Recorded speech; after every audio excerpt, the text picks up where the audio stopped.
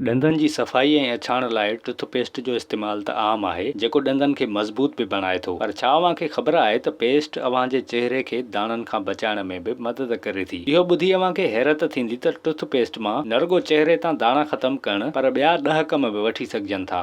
बसर या थूम कटण बाद हथनि धोइण बावजूद बूए रहंदी आहे ऐं आम साबुण बि उहा बूए ख़तमु नाहे करे सघंदो, पर थोरड़ी पेस्ट बूए ख़तमु करण जो असराइतो हल आहे। सोन ऐं चांदी जे ज़ेवरनि खे कंहिं सुनारे ॾांहुं खणी वञण खां भलो आहे त अव्हां टूथपेस्ट खे आज़मायो। थोरी टूथपेस्ट लॻाए उन खे कपिड़े जे कंहिं टुकड़े सां साफ़ करियो। ॿारनि खे घर जी भितियुनि ते रंग करण जो वॾो शौक़ु हूंदो आहे। इन सिलसिले में टूथपेस्ट कमाल जो असरु ॾेखारे थी। टूथपेस्ट खे उन्हनि निशाननि ते रहड़े कपिड़े सां दाग ड्राए सघजनि था। ऐनक जा घणो करे शीशा धुंधला थी वेंदा आहिनि ऐं उहे ख़राब लॻंदा आहिनि, जिन जी सफ़ाई पाणीअ सां नाहे थींदी। इन लाइ अव्हां टूथपेस्ट सां हल्को तह ठाहे आले कपिड़े सां ऐनक धोई सघो था ऐं ऐनक नई थी वेंदी। टूथपेस्ट जो इस्तेमालु चेहरे ते थींदड़ मोहीड़नि मां छुटकारे जो बि हल आहे। थोरी टूथपेस्ट मोहीड़नि ते हणो ऐं धोई छॾियो। अव्हां इन जो असरु ॾिसी हैरान थी वेंदा। नहनि खे बि ॾंदनि जेतिरी सफ़ाई जी ज़रूरत हूंदी आहे ऐं नहनि लाइ सेहतमंद बि आहे। पंहिंजे नहनि खे रोज़ टूथपेस्ट सां धोइजे, जंहिंसां चमक ऐं सिहत बरक़रार रहंदी। बोतलुनि ऐं फीडरनि में बि घिम ॼमी वेंदी आहे, जंहिंखे ख़तमु करण लाइ आम थांवनि धोइण वारो साबुण या केमिकल असराइतो नाहे हूंदो। अहिड़ियुनि हालतुनि में टूथपेस्ट जो इस्तेमालु फ़ाइदेमंद हूंदो आहे, जेको बोतलुनि में पैदा थींदड़ बूए खे बि ख़तमु करे थो। टूथपेस्ट शीशे या काठीअ जी मेज़ ते थधे या गरम कप जा ठहियल निशान ड्राइण में असराइतो कमु करे थी। इहे निशान ख़ुश्क थियण खां पोइ साफ़ करणु ॾुखियो हूंदो आहे, पर टूथपेस्ट सां इहो कमु सवलो थी वञे थो। टूथपेस्ट सां कालीन ते लॻल निशान ऐं चुटा ड्राइण में मदद मिलंदी आहे। दाग ते थोरी पेस्ट हारे उन खे आले कपिड़े सां साफ़ कजे त अव्हां दाग ड्राइण ते हैरान थी वेंदा। अव्हांजे घर में जेकॾहिं शीशे जा दरवाज़ा आहिनि त उन्हनि खे साफ़ करण लाइ टूथपेस्ट जो इस्तेमालु करियो। टूथपेस्ट जी मदद सां शीशा नवां थी वेंदा।